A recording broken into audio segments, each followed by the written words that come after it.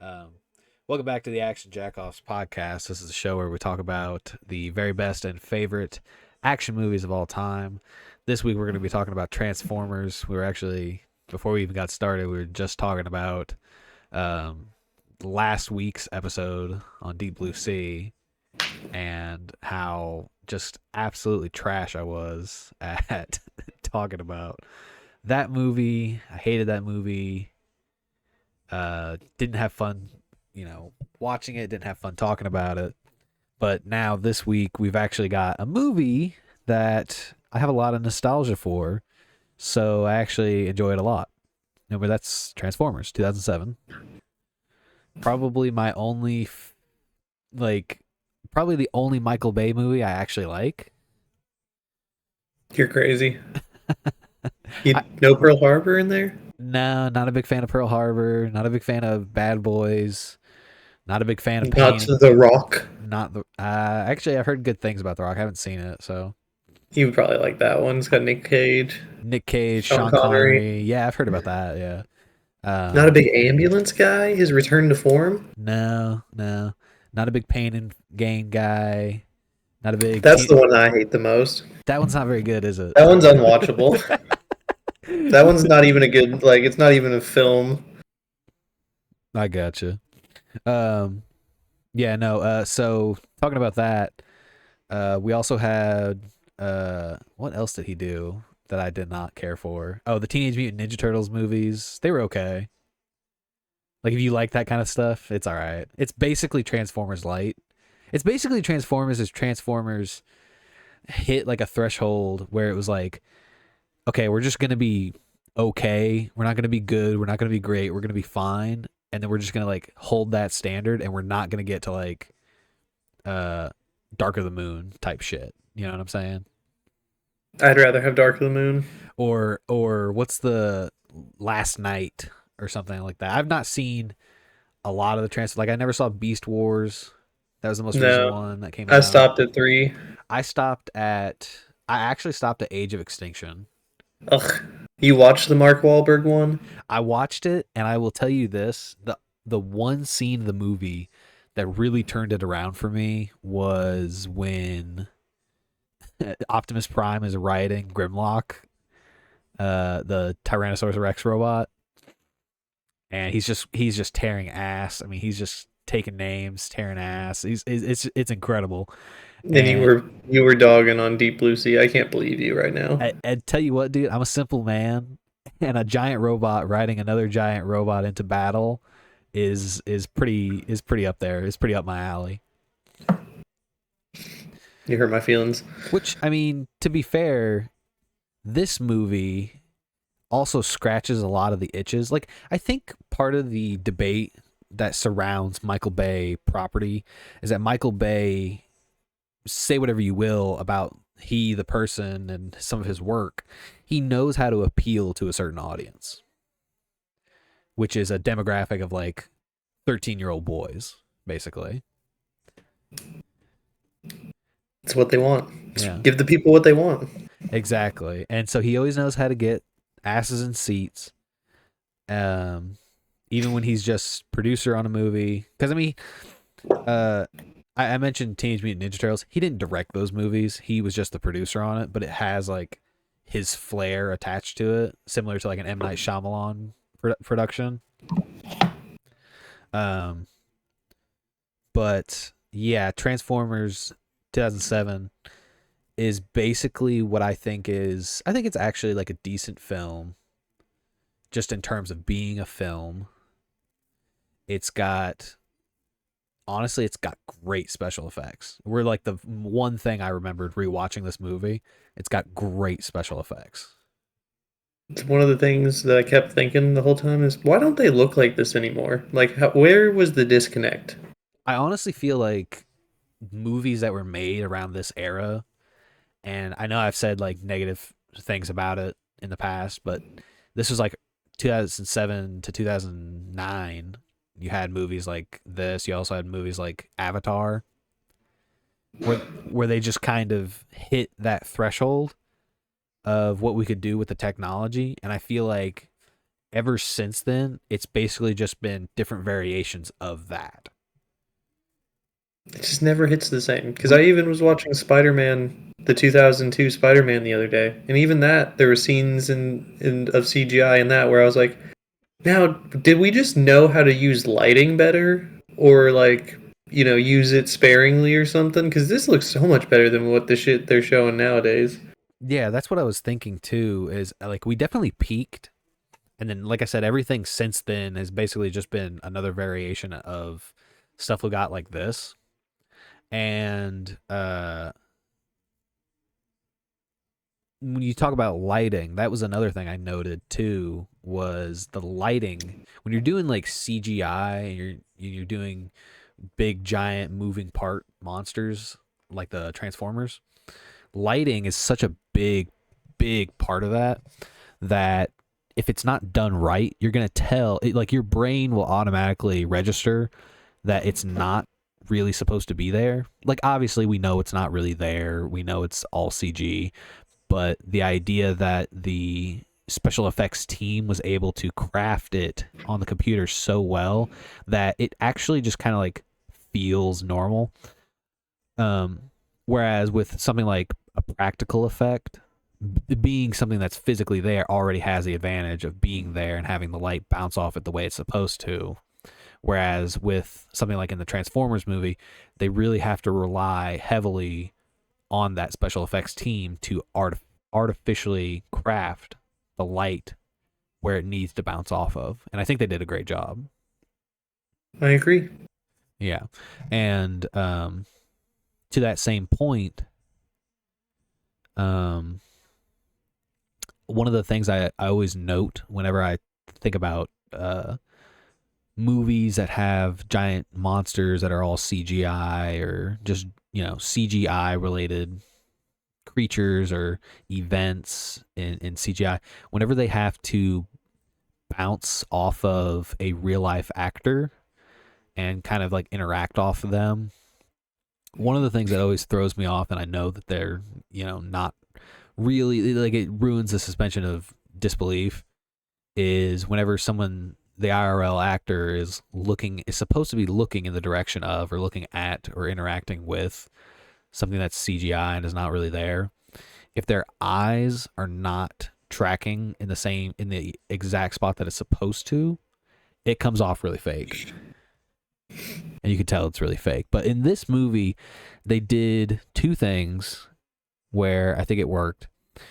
One, I think they tracked it really well. Like whenever Optimus Prime is meeting Sam Witwicky for the first time, it actually like looks like they're interacting. Like it actually looks like they're face to face. So the tracking is really good. And then number two is that there's not many scenes where they have to be in the same shot. Do you know what I'm saying? And then they've even done a clever thing that I noticed where either it'll cross cut between like one close up and on Sam or the Megan Fox character, and then cut to a close up of them, so it like just goes back and forth, or they use a side profile where you don't necessarily have to see where their eyes are, Yeah. like face on. Yeah. So it's just a side profile where they're looking in a general direction, and then the side profile of Optimus Prime or Bumblebee or whatever. Yeah. I think the only times it may or may not work, like the whole interaction aspect of it, is whenever one of the robots has to grab a hold of one of the IRL actors. Like there is some kind of disconnect there. But I think that's always the case whenever you're supposed to have a CGI being interact directly with an IRL actor. Like unless there's some kind of peripheral separate like connecting the two. Kind of like in Jurassic Park where there's like animatronics and there's like CGI kind of laden over them to kind of like meld the two effects to like make it more realistic. Transformers, I don't think really has that level of dedication to it. No, not even. I mean, even the old King Kong movies, the claymation with the in real life actors and whatnot. It still looked a little wonky when King Kong would pick up the girl. Yeah, which had to be even harder too. Oh yeah, Like if we're talking about a claymation type effect, and then trying to meld that with IRL actors, then you've got an even bigger disconnect because you're basically trying to craft two different effects. Uh, With like a scene on top of a scene almost. yeah, and all these different projections, and it's hard, it's difficult, it looks like shit. Sometimes it's fine, sometimes it works. Like I know that's a bit of a tangent, but there is like a movie that I think of called The Valley of Gwangi, or is it Valley of Gwangi? It's basically The Valley of Gwangi, which is a 1950s movie about cowboys that come across a cut. Oh, is this the This is dinosaur the one? dinosaur one, yeah. But Yes, I know exactly what you're talking about now. they come across a valley of dinosaurs, and the interaction they have with the dinosaurs is great for the technology of the time. Where like they're throwing lassos onto this stop motion dinosaur, and it looks really good. It's actually kind of crazy because I'm sitting there thinking to myself, this is the 1950s. How did they pull off this effect? Um, so I will say, like, tying it back to Transformers, they definitely, obviously, like with the technology they have, were able to obviously circumvent a lot of those old ways of doing effects. I mean, that's just the way it is. Ever since like Jurassic Park, everything's just kind of changed with what you can do with giant monsters and CGI. And then every 10 years or so, they just went up a notch. And I feel like when this one came out, it went up a notch. When Avengers came out a few years later, it went up a notch, and it just kept going from there. I especially really like the use of the practical effects, like the explosions and the cars flipping and stuff, along with the CG. And then, like, the fight with the scorpion in the desert towards the beginning of the film is just still looks amazing. Oh yeah, the When it scoops up the one guy who's not paying attention, oh my god, I laughed so hard. I was like, I feel like that guy dies.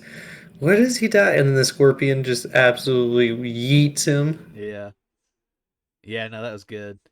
A lot of the humor in this definitely caught me by surprise whenever I rewatched it again. Because I always identify that a movie is funny, like a movie is genuinely funny to me if it makes me laugh out loud. And that happened like 3 or 4 times throughout the whole movie, and it genuinely got me in places. Um, there's also We could like just call it Sam's happy time. the yeah, that scene where Sam's parents are like interrogating him on like what he was doing, and his mom thinks he's like masturbating. That is really funny to me, and what made it funny to me was when she brought it up, and both Sam and his dad were like, What are you "Stop! What are doing? you Stop! what are you talking about?" Stop! That was so funny. Like the dad's reaction alone, like the fact that he was like, "Come on, this is not. This is something that a father talks to his son about. You don't bring that up." No, what's even funnier is that he does say that is something that only we're supposed to talk about. You are the one who's weird for bringing it up. Exactly, It's just exactly. even funnier. That's what made me just laugh out loud, and like shit like that. It's funny because usually, like, okay, so like I'll say this, and I'll obviously like talk about the elephant in the room. There's a ton of juvenile humor in this movie that when I was a kid, and I was probably like 9 when this movie came out, and I have so many memories of where I would just like rewatch this movie over and over and over again. It was in the like those vehicles that have the built-in DVD player. Oh yeah, my first car had a built-in DVD player, a Buick Rendezvous. Ah, yes. This was a we had a built-in DVD player in the family car, in the minivan, and we would this was in the disc changer. Like This was in the rotation. this was in the rotation along with Spider-Man 3, which also it came out in the same year. So I've seen Spider-Man. I've said this before. I've seen Spider-Man 3 more times than I've seen the first two Spider-Man, and I've seen the first Transformers more than I've seen any of the other Transformers combined.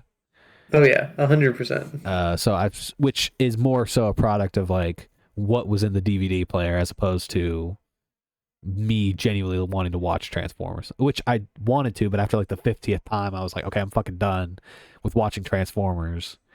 Um, but what the fuck was I even saying? what, Oh, I don't know, buddy. what I the was letting fuck? you go. What the fuck? The juvenile humor. Yeah, like when I was a kid, I know. Yeah, like I just started talking about the DVD player and This just guy's on a rant. I was on a He's on a rant. rant today. Yeah, yeah. Thanks for ringing me back in there. Appreciate that. Hey, you're so welcome. Uh, I got lost in the sauce too. it was a good story. It was a good story. Uh, but yeah, The so like, juvenile humor did you? is a bit crass to It's a say bit the least. like whenever Bumblebee's pissing on John Turturro, He and lubricated on my foot. yeah, like or Shall that I shit. terminate? Yeah, that shit with Ironhide the dog. Get out of my Um, car right now. You'll understand later. talking about sex. Yeah, that was funny. I actually I was watching that movie, and Miles is that character's name that Shia LaBeouf kicks out of his car to go pick up Megan Fox, and I made a joke where I was like, okay, so that's supposed to be like Sam's best friend or whatever. Watch him like not make another appearance throughout the rest of the movie, just because like that's par for the course. And then of course he makes a second appearance, Just washing a dog. just washing a dog, and I was like, dude, this is so like why? This is so It's silly. really, it's really, really, really funny. Oh no, it works. It works. Um,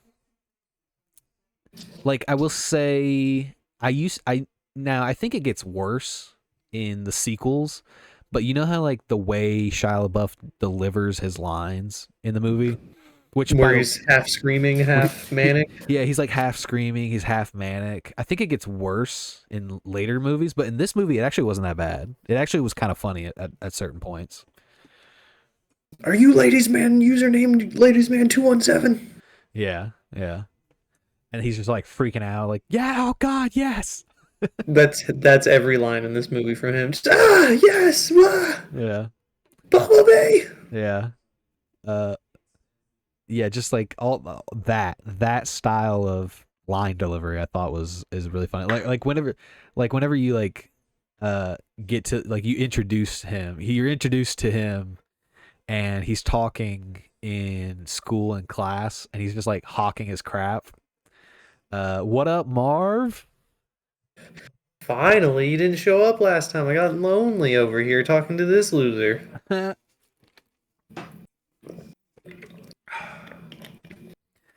No, yeah, we definitely missed you last week, bud. I Anyway, was crying. this week we're talking about Transformers. Um, but anyway, yeah. So, what? Yeah, and certain other stuff like, but the things that were funny in this movie were really funny. Is basically like the gist of what I'm getting at. Epps, where's your credit card? Left cheek, left cheek, left cheek. That's another one that got me. That was it's like not only is he like it's in my back pocket. You've got like Which 10 back pocket? You got pockets. 10 back pockets. Left cheek. Yeah. Left cheek. That's a classic. That's a classic Tyrese Gibson role right there. He literally doesn't have like that many lines in the movie, but They're all hilarious though. I always associate this movie and Fast and Furious 2, Too Fast Too Furious Too Fast, Too Furious. with Tyrese Gibson, dude. It's so funny. Oh, by the way, can we just talk about how Josh Duhamel looks just like Timothy Oliphant? See, I looked it up 2 times and I was like, that's not Timothy Oliphant, but I wish it was. Dude, they look just alike. It's crazy. That's insane. Um anyway, my other favorite comedic bit is with Anthony Anderson's character. Uh what was his name in the movie? Glenn? Yeah. I ate the whole plate. I ate the whole dude, that not the whole like part where he like freaks out on her, where he like it pretends he's like as soon as they slap that folder down and he's like she did it, she's the one you want. That's not the part that got me. The part that got me was the one you just referenced where he's like, see, this is how it's gonna go down. They're gonna come in here, they're gonna ask, Good cop, bad cop. they're gonna play good cop bad cop. Now, what they're gonna do first is they're gonna look at the plate of donuts. If you're guilty, you wouldn't have touched the plate of donuts. I ate the whole plate, and he like Ate the picks it, whole plate. he picks it up and Slaps it. he goes the whole plate. And when the guys come in, and they move the plate of donuts like all like sassily and stuff, then he looks at her and he like smirks like he just fucking did something. And then he slaps down the file and he's like, I didn't do anything. I swore I downloaded a few thousand songs. Who hasn't? Who hasn't? And she's like, Glenn, you freak. And he's like, oh, I'm having a sugar rush. He goes, And they're I was playing just sitting at Dance home Dance playing video Revolution. games with my cousin, watching cartoons and playing video games with my cousin, and she came in. The part that also made me laugh really hard is when the police do raid the house and the cousin is running outside and he goes, I'm just a cousin. I'm just a cousin. Yeah. And that guy too, he's been in a lot of stuff. This is a stacked cast. This is an ensemble if we've ever had one. Like, let's just go through this real quick. You had Shia LaBeouf, who was at probably like his peak popularity between 2007 and 2008. Peak popularity in terms of like blockbuster movies he was in. This, Even Stevens, Kingdom of the Crystal Skull. I mean, he was killing it. Eagle Disturbia, Eye. Eagle Eye. He was on a roll. He was killing it. Megan Fox. This was like her big break. Went on to be a huge star. We already mentioned Josh Duhamel, Tyrese Gibson. Fuck me, I accidentally just clicked on something else.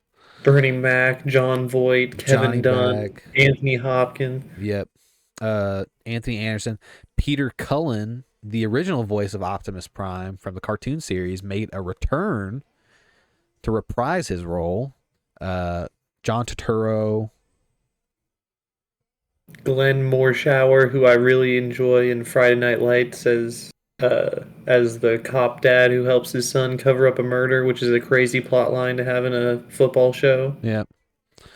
And then I wanted to see here who was I also wanted to make a note of the chief sound designer, because the sound design in this movie is fucking insane. That's another thing that I noted too. Like the effects are great, but the sound design is also great because you have like all the incredible like, this is gonna sound stupid, but you've got like all the incredible The automatopoeia. yeah, all the automatopoeia of like the robots transforming. It's just so badass. I was gonna say there's a bunch of these special effect heavy movies like Star Wars, The Phantom Menace, and like you were saying, Spider-Man and whatnot that have very specific sounds Yes, like in that Spider-Man, stick in your mind. Like when the Black Hawk helicopter at the beginning attacks the base in Qatar, the sound that it makes when it starts shutting everything down and transforming, like this before it even started, I knew what it was about to sound like. yeah, that iconic, just like, yeah, yeah, like that's so iconic, dude. It's such And a good then sound. before we move on too far, I want to go ahead and shout out Brian Stepcana or Stepanik, however you say it. He is the janitor from The Sweet Life of Zack and Cody, who is with John Yeah, Turturro, who's like his second in command, who's repeating all his lines and is like already got it on speakerphone. yeah, dude. Talk about a cameo. Like, what are you That's my doing cameo here? for the movie, dude. I sat up and I was like, the janitor that's trying to bang Zack and Cody's mom. Yeah, like I literally was like, bro, what are you doing? This is crazy. Because this was also This is around crazy. the time that would have been around the time Sweet Life of Zack and Cody was out. Talk about a swing. Yeah, big swing. Yeah, no, that was a great cameo. I wish I could remember the guy that played the cousin, because he has been in a lot of stuff. He was in a lot. He was in 8 Mile. It's gonna kill me if I don't look it up right now. You can do it, buddy. I'm gonna do it. You just wait. Let's see here if I can pull it up quickly. His Probably name not. is Omar Benson Miller. Thank you. Appreciate that. Hey, Yeah. you're welcome. It's what I do. It's what I do around I here. remember him mostly from Jamie, he was one of the guys pull in it the up. Jamie. Yeah, that's right. Yeah, no, we definitely had a great cast for this movie. It's actually incredible. Um Also, uh one of my favorite things about this movie, I don't know why this just came to mind. One of my favorite details about the movie is how all the Decepticons and all the Autobots are they transform into Earth based vehicles, which makes sense. You know, they just got to Earth. It's their way they blend in. My favorite detail of the movie is that Megatron does not have one of those. No, he turns into kind of a fighter jet looking thing, but it's not an Earth based No, it's definitely like some necessarily. kind of It's like in alien the shape rocket. of. Like, and it makes sense because he's been frozen since he first landed on Earth before there were, machines like that. And it just looks so cool. Yeah. I also thought it's an interesting detail how John Turturro's character mentions that a lot of Earth's big discoveries and machineries stem from the research done on Megatron. So which is which is incredible. It explains the tech boom. yeah, why we were able to have cell phones, radios, Space travel. space travel, all from studying this robot. I don't know how that works. I don't know how you study a Just robot. reverse engineering stuff. Yeah. Plus, I But think it you, doesn't make any sense really. it doesn't make any sense because how do you study something that's frozen and you don't really Well, we understand? saw that they had the cube as well. They had the cube as well, so it's likely that they just kind of like what they meant to say was that they were studying things that were made from the cube, like they're studying the cube and its energies and stuff, uh, Hmm. which makes more sense than saying they studied Megatron, who is frozen. Silly. Which I don't doubt that they studied Megatron. I'm just saying it makes more sense to say they studied the Allspark. The Allspark. Which, In by a the way, time before time. time before time, one shall stand, one shall fall. War came to our planet. And then you got Bumblebee over here just going, "Baby, come back, You can blame it all on me. How funny is it that at the end of the movie, Bumblebee could just suddenly talk, but then in the sequels, he doesn't talk anymore? Permission to speak, sir. I would like to stay with the boy. It's so out of nowhere. Like, what are we doing? And then they take it away from him as soon as the sequel Just drops. immediately. They go, is his voice still not working again? The radio, Ah, weird. that's It odd. was a good gimmick. I guess we should just keep going with it. Yeah, it's like the only thing that made him unique. He goes, "You're my guardian?" Oh, if that's what you want. Yeah. If that's what the boy wishes. He goes, "Yes." Can I have my own Yes, giant please. Can I robot? please have it? Can I please have the Camaro? Yeah, you get a Camaro and you get a giant robot best friend. Like, come on. So I would like to go ahead and speak about my dad's thoughts because this is again one of the movies that he did have thoughts about. Please do. Please do. So my first thought, or my first part, is a story. Okay. This is the first movie on our podcast that I was in the theaters to see opening night. Right. So, my father had always taken us to the Dollar Theater. This was the first time he took all of the boys to the opening night of a movie ever. And it was Transformers at the real awesome theater in Orlando, Florida. How special. And it was special. And afterwards, he looked at the price, the receipt, and he said, "We're never doing that again." But it was one of the best movie theater experiences ever because it was like, oh my goodness, this is like a big theater. Oh my goodness, this is like a real adult movie that we're watching. And Transformers are like cool, like not just Yeah. cool, they're like badass. They're badass as fuck. And then we never went to a real theater again as like the dad and the kids until The Dark Knight Rises came out. Damn, so like 5 years later. Yeah. Wow. Well, that's not a bad movie to go see in the theaters either. No, I was happy with both of those experiences. Yeah. That was just the first part. It was a funny. We were golfing, and he was like, "Last time I took you guys to a real theater, it was so expensive."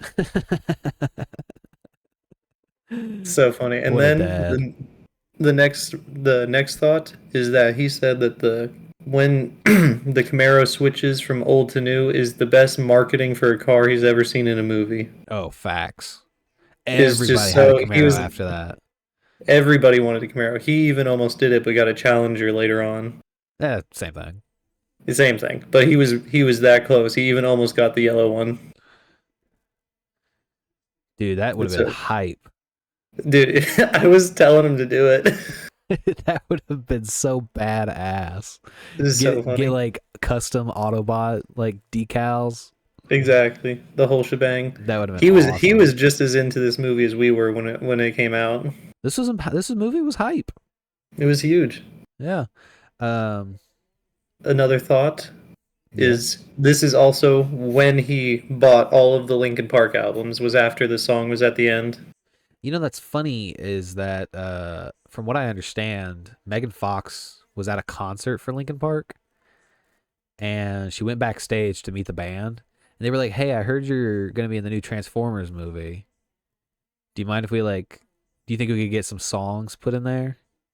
She's like, "I don't know, I'll ask Michael Bay." And that's how they got the song at the end.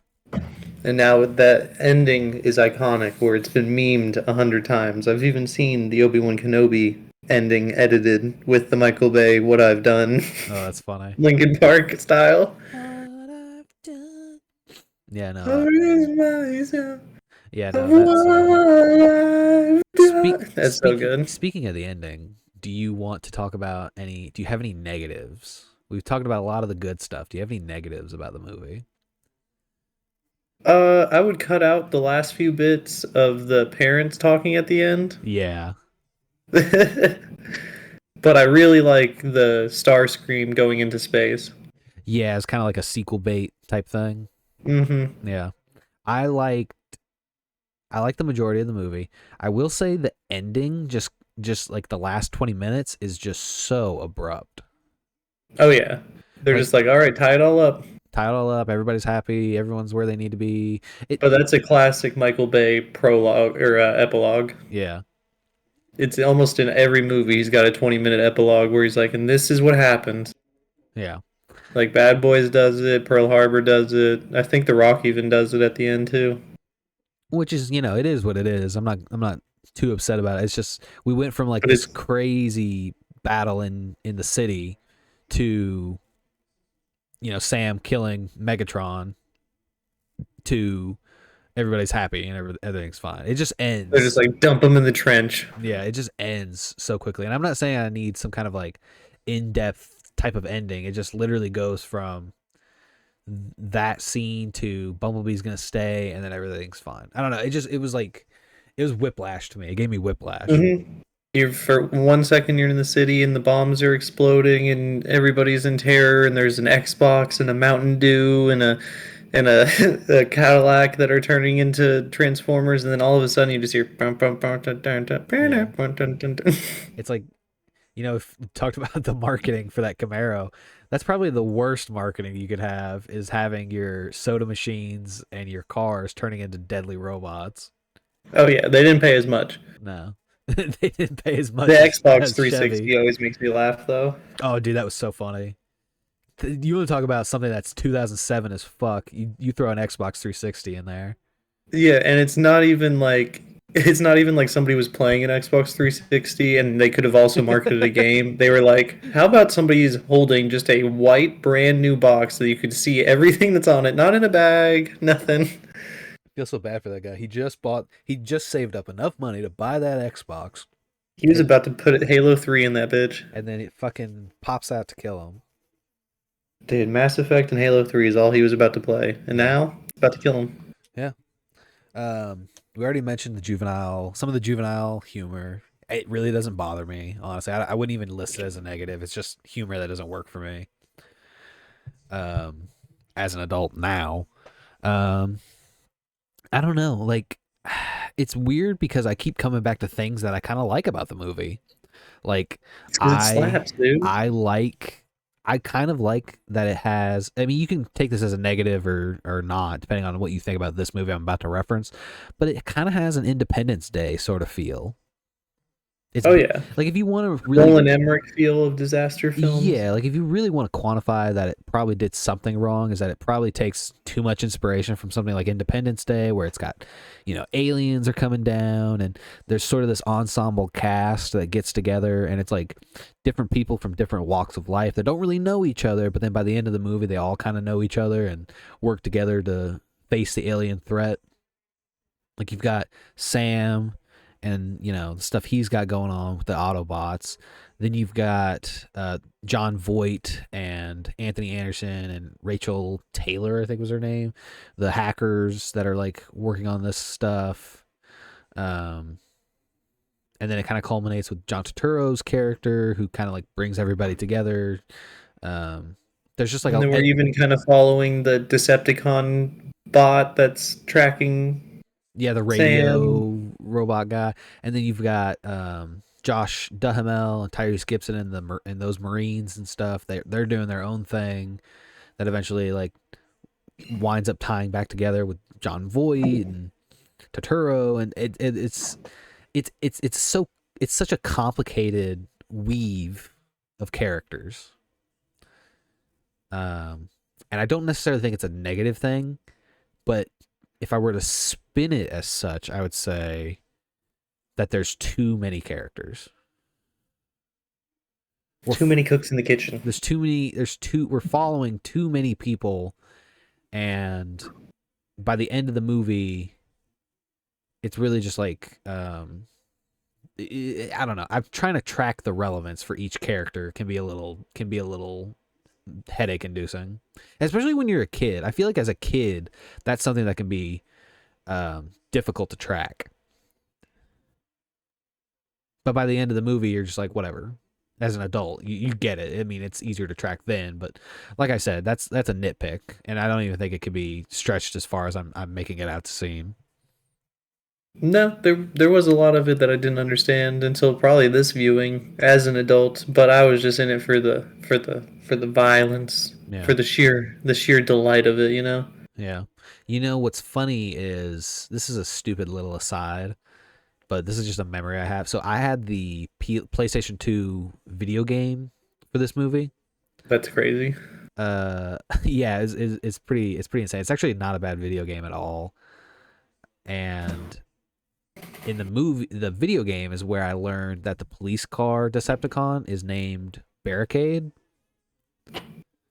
Yeah, it says it on the subtitle, but I don't think I was reading the subtitles and whatnot. I mean, yeah, I think they do call him by name. They call him Barricade, but as a kid, I'd never really like registered that. But Oh yeah. then later in the movie, when John Voight and Turturro and Anthony Anderson, Rachel are down below in this bunker, and they're like trying to get away from the radio robot, the radio Decepticon. Yes. They're trying to get away from him, and John Voight says barricade the doors. And for some reason, my dumbass as a kid was like, now why would they try to Decepticon the doors? Gary, you should have kept that one to yourself, buddy. Yeah, it's stupid, isn't it? I don't That's know. incredible. That's just one of the things I think of whenever I think about this movie. Is why did they barricade the door? Why did they Decepticon the doors? That doesn't make sense. It doesn't make sense. And then I did have one more of my dad's thought, is he thought that the parents were the funniest part of the movie. Really? Which is really funny to contradict what we said earlier. I don't know if he had seen if what his thoughts on the closing part of it is, but he thought that every scene that the parents should be in it even more. I will tell you this. I do agree to that to a certain extent Yeah, because the I do as parents are well. funny. Like in the scene that introduces the dad, where the dad is like driving Shia LaBeouf to go get his car, and they pull into that Porsche parking lot. Oh, it's just And disastrous. Sam is like, "No way, Dad, no way." He's like, "You're right." You're right. I'm not getting you a Porsche. And he starts laughing. I was like, that's such a dad thing to do. And then that ties right into what I wanted to talk about next, the Bernie Mac scene. Oh, fucking hilarious. Dude, my mammy, Mammy! mammy. Oh, don't be like that. I bust your head. Oh, it's so good. And he's like, "Where's this car from? Hey, where's this car from? I don't know. I don't know, Go man. give me It's some local. paperwork." Yeah, and then And then he's all the windows explode, and he's like, 4,000. 4,000. Yeah, like when he's like, yeah, this will be 5,000. Got a custom paint job. Uh, It's faded. he goes, he go, Shia LaBeouf's like, yeah, but this is faded, and he goes, yeah, but it's It's so custom. custom. And Shia LaBeouf's like, custom faded. I was like, that's a funny line for Shia.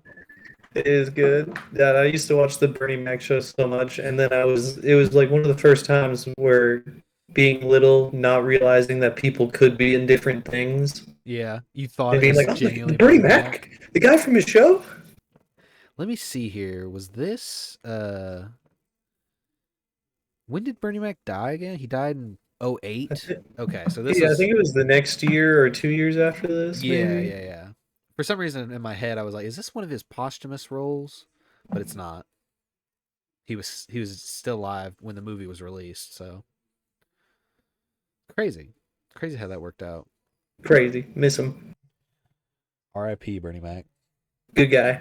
Also, isn't it funny how this is the second movie we've done so far now that has both Shia LaBeouf and Killer Robots?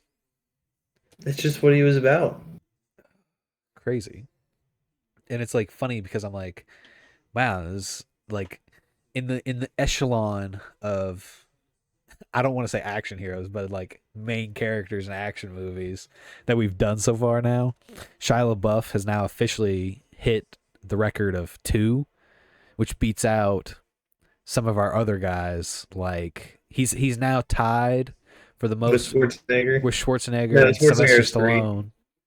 What was the third one we did with Schwarzenegger? Running Man, Predator, and Oh, Terminator. okay. So Schwarzenegger's in the lead. Obviously, that makes sense. Stallone is tied with Shia LaBeouf because we did Demolition Man and First Blood, and I think that's it. Yeah, I think that's the only two for so far.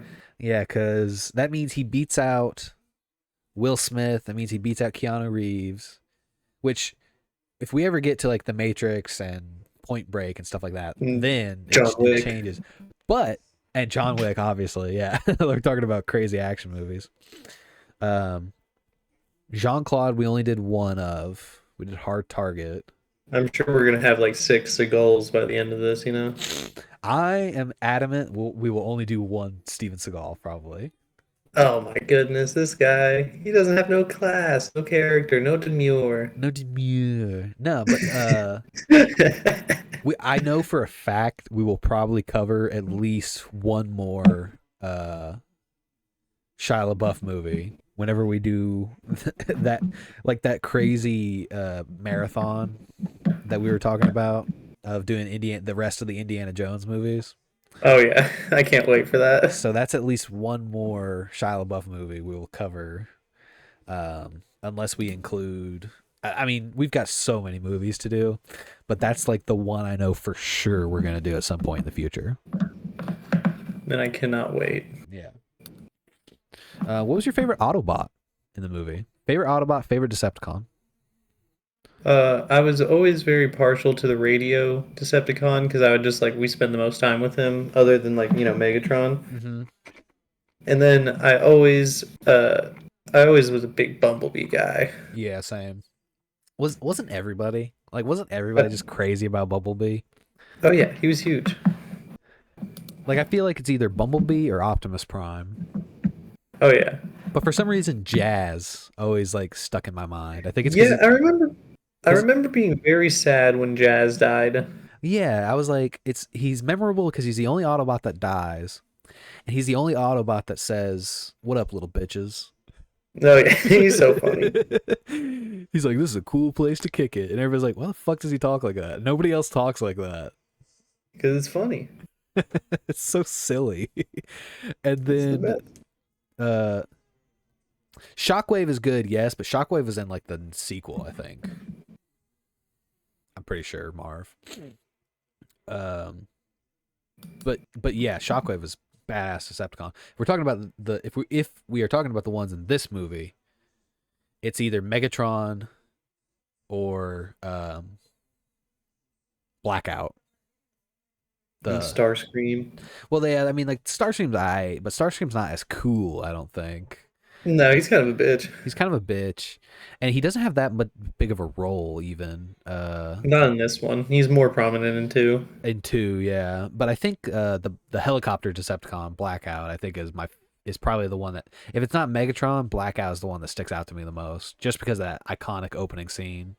Yeah, I'm not sure which one it was called, but the one where they fight on the highway that Bone Optimus Prime decapitates is pretty cool too. Bone Crusher, I think is his Yeah, name. Bonesaw is ready. Yeah, it's funny. I think his name is either Bone Crusher or Devastator, but Devastator is the name of like an amalgamation Decepticon. Let me see here. Transformers, Decepticons, Transformers movie Decepticons.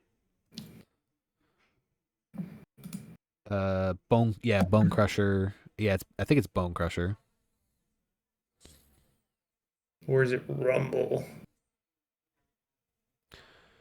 No, it's not. It can't be Rumble. I think the only ones they had were Megatron, because I think they had an even number of Decepticons to Autobots. I believe so. It was. Oh yeah, Devastator is in the movie. It's two. It's Bone Crusher. Bone Crusher's the one he fights on the highway. Devastator's the one that turns into a tank. Okay. Now I remember. It's Megatron, Starscream, Devastator, Bone Crusher, and Blackout are the main Decepticons. It's like 5 Decepticons, and then they also have the radio guy who I don't remember his name, if he even had a name. Barricade. Uh oh God! So they had 6. So they had so the Decepticons were fucking stacked. Holy shit! You had Megatron, Starscream, Bone Crusher, Devastator, Blackout, and Barricade, plus the radio Decepticon and Scorponok. It's crazy. Yeah, that's fucking And all lit. they got was Jazz? That's Yeah. all they got? So the Autobots only had Optimus Prime, Bumblebee, Jazz, Ironhide, and Ratchet. They only had 5 to effectively 6. And of course, And then like they even made a few more little ones. they even made a few more little ones. It's just so you've got like the Mountain Dew robot, and you've got like the Xbox Decepticon, like all this crazy shit going on. That's insane. And all they killed with Jazz, and he was like, "You want a piece of me? No, I Yeah, want two." that was badass. It's so cool. All right, let's see here. Yeah, so that's yeah, the Decepticons were fucking loaded. Holy shit. I never even realized. I never put 2 and 2. It's weird because I don't remember Barricade that much during the final battle. I remember he was on the highway, but then Bone Crusher I kind of thought he like died whenever he fought Bumblebee. no, he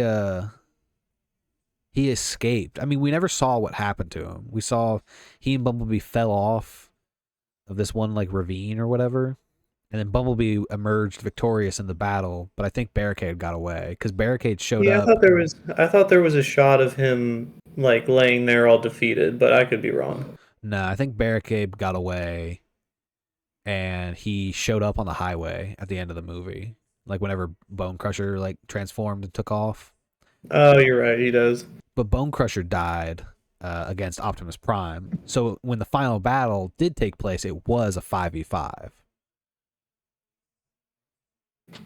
Because Bone Crusher had died by that point. Which, funnily enough, the Autobots, not necessarily the Decepticons, they don't have this problem, but the Autobots, is it weird at all that the Autobots have names that are basically based on human names, or do you think it's a translation from their language to our language? Yeah, I think it's more something like that, where it's like the easiest thing for us to understand. Like Bumblebee's name is not actually Bumblebee, but he identifies as Bumblebee so that it's easy for us to call him that. Like we can't we can't call him whatever his alien name is because we Be too can't. complicated for our little brains. Yeah, because we can't speak their language. Because it would just be ones and zeros or something. Yeah, What I did think was interesting, which has always been the case, of course, as long as the animated show originally when it was coming out, but I always love that the Autobots are like, trucks, cars, yeah. uh, like more like construction looking equipment, and then all of the Decepticons are like tanks and shit. Tanks, aircraft of some kind, um, military vehicles. I think there's the famously the Decepticons have the Destructicons. Um,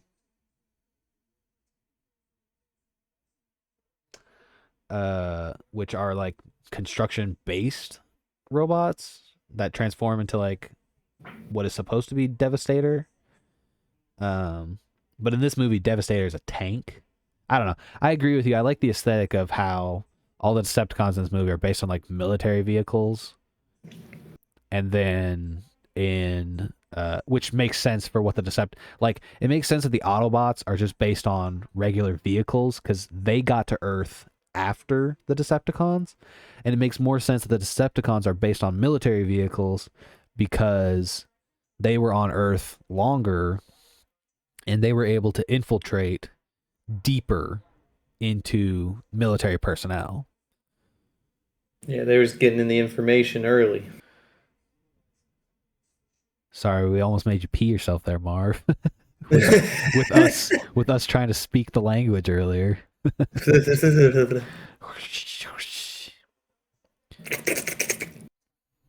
um, but yeah, I think. Do you have anything else you'd like to add to the Transformers discussion? Just that it fucking slaps, It dude. fucking, What an absolute it's a awesome heater. movie. Yep, no, it's a heater for sure. Um, yeah, I don't really think I have anything else. We pretty much just like, I mean, from cover to cover, we just like beat the shit out of this movie Yeah, we did. in terms of how much we We like just it. went 12 rounds. I'm ready for another one. Yeah. Um, Spin the obviously, wheel, monkey. we don't spin the wheel this week, dipshit. No, spin. You don't want to spin a little wheel? Oh, I can make a little wheel. That's right. Yeah, you dipshit. Well, I was gonna ask you. Okay, hold on. So we did this move. We did Transformers this week because the release of Transformers One, as usual, we were late to the party, um, due to scheduling and because we're dipshits that don't know how to look ahead at what movies are coming out. This is what we do. This is what we do. It's our brand. Got to stay on brand. Now that it's October, there's something new going on. So we're not going to spin our traditional wheel. Instead, we have options. So our options include 3 movies. We're going to look at trying to hit 3 movies throughout October that are horror action movies. So action movies that have some element of horror to them. Let's see here. I'm going to delete that. I need a new wheel. Can I make a new wheel?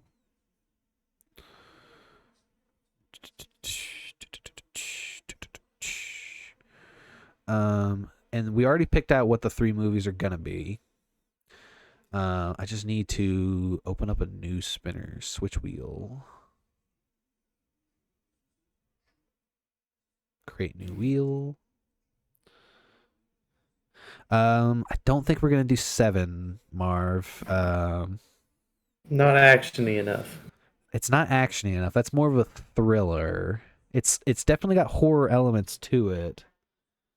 Hey, Marv, you just wait till the horror podcast, buddy. We're getting there. Oh my god, that's Way, way later. Don't worry.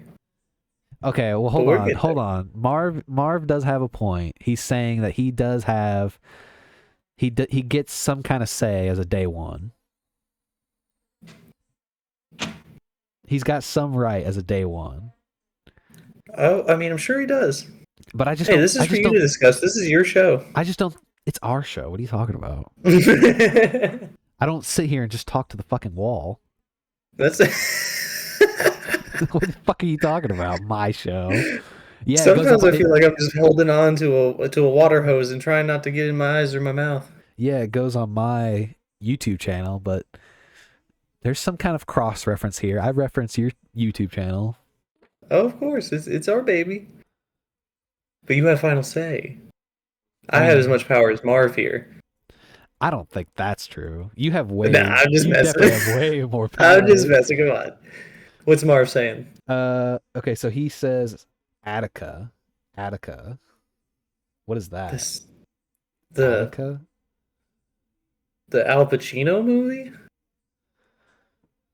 Attica, Attica. Hold on, I'm trying to look it up. Attica, Attica. Am I tripping? Okay, I don't. Dog Day Afternoon. Is that what you're talking about? It means rebel. You're killing me, Marv. You're That's so killing me. funny. You are That's killing that's me. incredible. I'm dead, bro. I'm so fucking dead. That's funny. Okay, so you'll see on screen these are the three movies that we are currently debating on right now. These are the three that we talked about off screen. We've got Blade, The Mummy, and Hellboy. Now, I say we only put three because there's probably only going to be time for us to get to three. Marv, I'll let you uh, weigh in. What do you mean The Mummy's on here? The Mummy is a fucking horror. It's got horror elements and it's an action movie. It's got a fucking dead guy as the main villain. What do you mean? What? You're gonna sit here and you're gonna tell me that this list is ass? After we did Deep Blue Sea? We got Hellboy, which is about fucking demons and shit. Blade, which is about vampires and shit. And The Mummy, which is about a fucking mummy. How does it not get more Halloweeny than that? He eats people. And he's scared of cats. It's glorious. It's action and comedy horror. I didn't say that The Mummy is a horror movie. I'm saying it's an action horror with horror elements. It's got a fucking dead guy. We're It's got just people trying to being stick to the eaten. action, It's got Marv. it's got a person being eaten alive by scarabs. It's got comedy elements, sure, You're on the wrong side of the river. but I wouldn't sit here and say that The Mummy is a full-blown comedy. No, I said your choice. The Seven is not actiony enough. Seven is horror enough. That's not what we're debating. Seven is not actiony enough. Give me one good action scene in Seven. It doesn't fucking exist. The one scene is the Brad Pitt getting his ass kicked for like 2 seconds. The Mummy is even classified under action adventure. Exactly. So it fits more into the action Jack-0ffs idea. But it's got horror elements. It fits, okay, it fits with more of the Halloween aesthetic. I'm not fucking crazy here.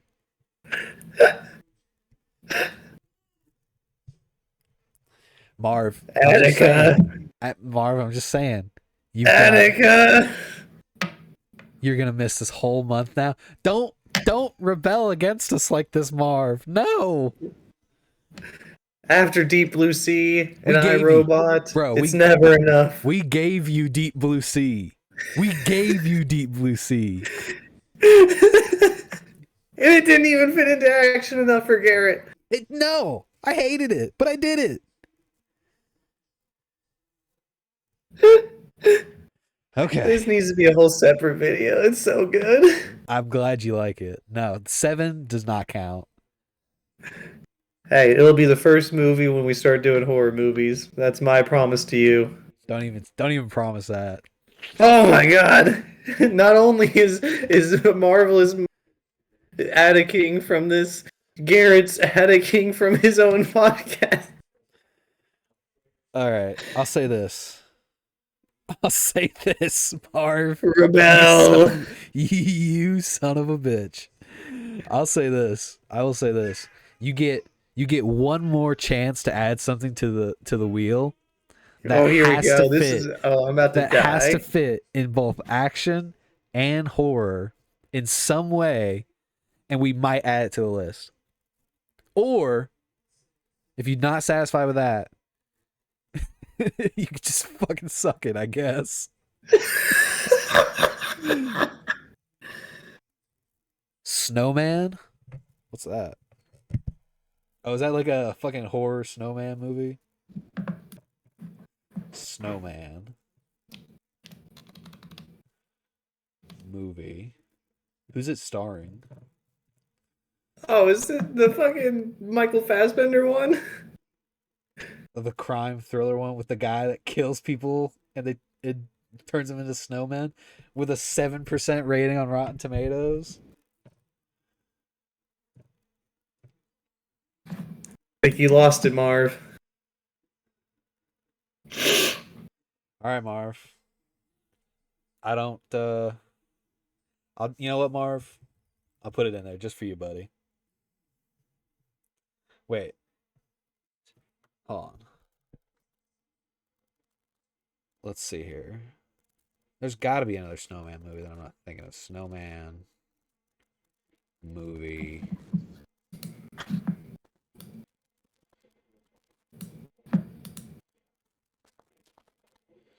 The Snowman. Yeah, it's the Michael Fassbender one. Pretty sure.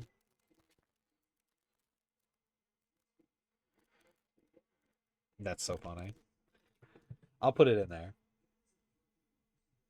as a joke. As a joke.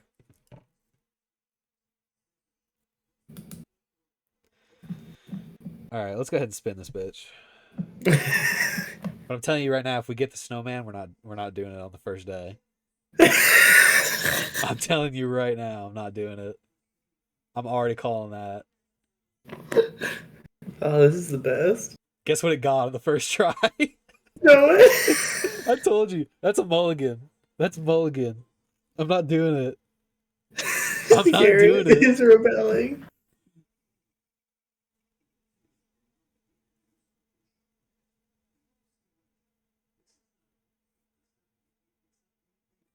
All right, we're doing Hellboy. Fuck yeah, dude. Told you we're not doing Snowman. You know what? Okay. Am I being too harsh?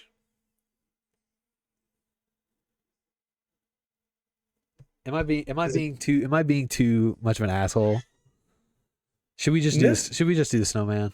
I think we should do the snowman. All right.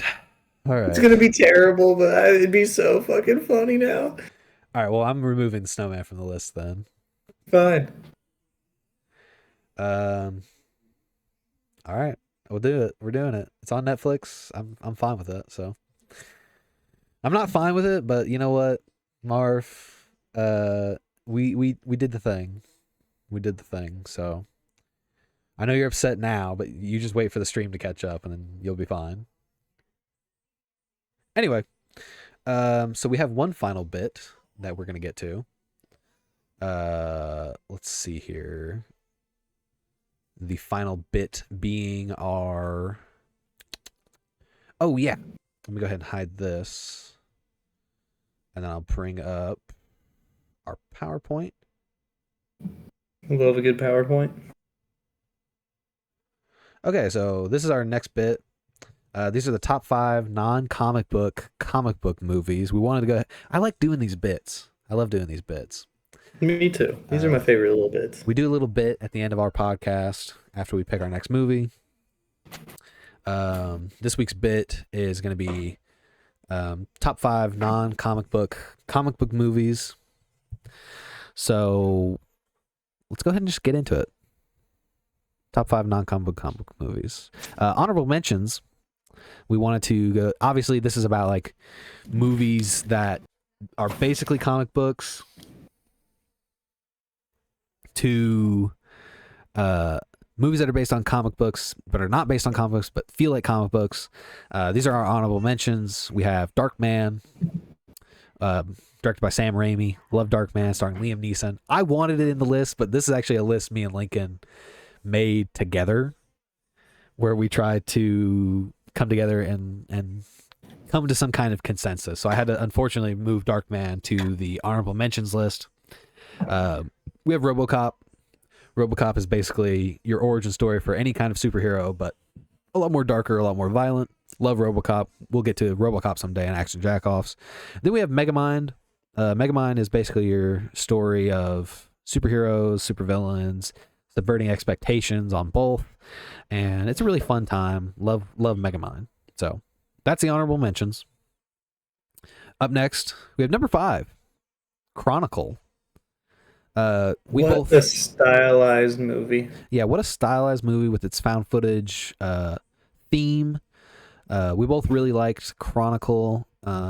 We put it at number 5 because even though it's about superpower teens, we felt that it wasn't comic booky enough to really fit into the theme of comic book movies. It's there, it's enough to make the list, but it's not there enough to place higher. I actually had Chronicle, for my personal list, I had Chronicle as an honorable mention, and I had something else in its place, but the list, It was Darkman. it was Darkman. But the list He's a little salty. If you haven't noticed, he brought it up 2 times now. The list changed all around, but Chronicle's on here. Chronicle's great. I love Chronicle. Love basically the origin story for a supervillain motif that's got throughout. Love that aspect about it. That is Chronicle. Number 4, Hancock. What a movie. What a great movie. For the first half. For the first half. It's no secret at this point, Hancock is a pretty solid script idea for the first half of the movie. The second half of the movie kind of goes off the rails a little bit, kind of basically turns into a completely different movie versus what the original idea was. Hancock starts out really strong, very comic booky, not based on a comic book though. And yeah, we really enjoyed that idea. It places at number 4 above Chronicle because it's got such a strong first half of the movie, but doesn't place any higher because of its weaker second half of the movie. Not really going into spoilers there, but yeah, that's Hancock for you. Incredible special effects and comedy, though. Oh yeah, for sure. Number 3, Unbreakable. My personal favorite. This one is really good too. This is actually my favorite M. Night Shyamalan movie. I love Unbreakable. Incredible camera work. Incredible cinematography, incredible acting. I think all the M. Night Shyamalan-esque traits really work well in this movie to create an unsettling atmosphere of uncertainty that fits well into the themes that they're trying to explore about powers, people's places in life, how comic books are basically this. It's a much stronger commentary on comic books and how they relate to our life than really anything else. And it's a great movie. So probably my favorite Bruce Willis movie too, outside of like Die Hard and Pulp Fiction. But anyway, I agree. That's Unbreakable. Number 2, Sky High. Absolutely stellar. Yeah, so these next 2 picks you could probably say are probably more influenced by nostalgia than anything else, but And just popularity. But yeah, I think Sky High is actually a really solid pick because 1, it has the comic book feel. It's colorful. It's boisterous. It's fun. It's kind of a satire, but also like really lighthearted. Exactly. It's kind of a satire. It's kind of lighthearted. It works as both a satire of superhero tropes, and also works as a satire for high school, for the school setting, something that's very, very popular. And I think it works, especially if you're a kid and you grew up seeing this. This is a movie that really works to all of its strengths. And I think that's something that really holds up even now. with a lot of its messages, a lot of its motifs. I love Sky High. Sky High is great. Incredible. Yeah. Speaking of And incredible, yes, speaking of incredible, we got number one, The Incredibles. No secret here. The Incredibles is easily one of the best movies that is just a superhero story in all forms, and brings itself to the life on the screen. Really, I mean, it's got great story, it's got great action, it's got a great family vibe, but it's also something not only kids can enjoy but adults can enjoy too. It's got everything you want to have when it comes to a movie like this, and and it's personally where I think Pixar peaked. it's a peak for sure. It's a peak for Pixar. I don't think they matched it whenever they did the sequel. Um, it's really hard to point to a point in time in their history where they ever really came close to getting as high as what they did with um, The Incredibles. And it's funny too because I think this movie, along with um, so like the director of this movie would go on to do Ratatouille. It was also the director of The Iron Giant, which is one of my all-time favorite movies. Period. It's actually my favorite animated movie of all time. It's pretty up there. Um, And he just had his finger on the pulse of what all of us wanted at that age, and it's incredible. exactly. That's exactly what It's I the was only getting word at. you have to describe it. Yeah. The Incredibles is just great. It works. It works on all fronts. It works on all fronts. Watched it a billion times. Watched it. Think I still have the McDonald's toy. Yeah, I still have somewhere. I still have the old like Incredibles phone. Oh, that's that's killer. Yeah, like I used to like pick it up. It used to have like a rotary dial, and it would like the eye, like the dot on the eye would like light up whenever somebody was calling. It was great. Anyway, so that's going to be it for our top 5 non-comic book based comic book movies. Hopefully, I'll come up with a better title for that whenever I post this to YouTube. But that is going to be it for the rest of this podcast, this setup. Look forward to whenever we do The Snowman. The The snowman. Snowman. The That's snowman. for you, Marv. We're looking out. Just for you, Marv. But I yeah. want to hear you no more. Oh, dude, but I'm telling you right now, if I watch this movie and it has like no action scenes in it, I'm gonna be big pissed.